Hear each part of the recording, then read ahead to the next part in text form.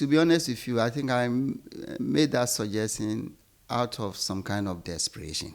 In other words, people are asking for short-term measures. Well, what do we do now? It's like a firefighting kind of. So I wasn't offering that as the long-term kind of solution.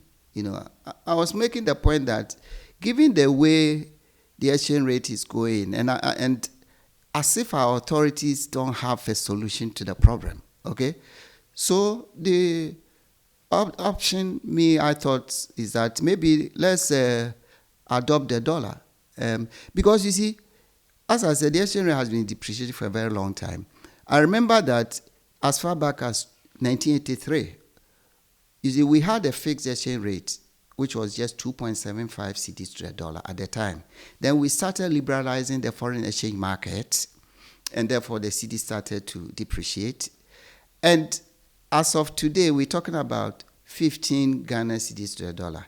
Now, in the old cedi terms, it is actually 150,000. So we've moved from 1983, 2.75 to 150,000. Mathematically, if I work out the depreciation over the period, I'm getting 99.99999%.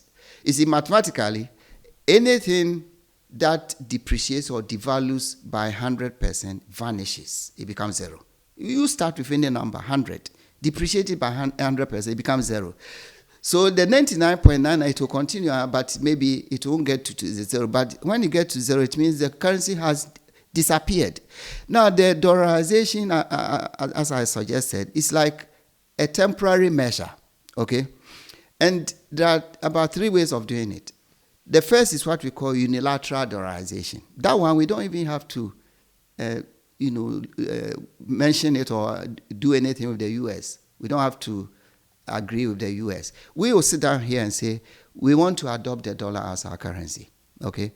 So we'll look at how much Reserve Bank of Ghana has. Some of it is in gold, some of it is in foreign exchange reserves and so on. And therefore, we can let them keep part of it, and the rest we convert it to dollars, and we say, Ghanaians, bring your cedis and exchange it for dollars. Now, the rate of exchange, we'll have to determine it, so that the more cedis you bring, the more dollars you get. And then we just throw away the cedi. But as I said, this will be for a couple of maybe years, 2 years or so, when it will not be a substitute for the underlying structural weaknesses. But we should continue to, take measures to address those problems. But for the meantime, it's like we are stabilizing the system. The second approach is to approach the U.S.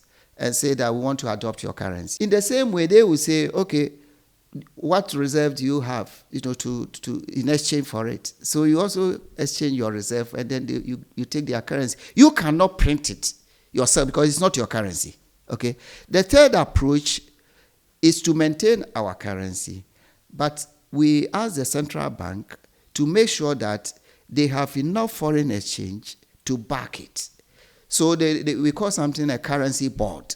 Currency board means that you have your own currency, but every single cedi is backed fully by foreign exchange. So in that case, the cedi will not depreciate.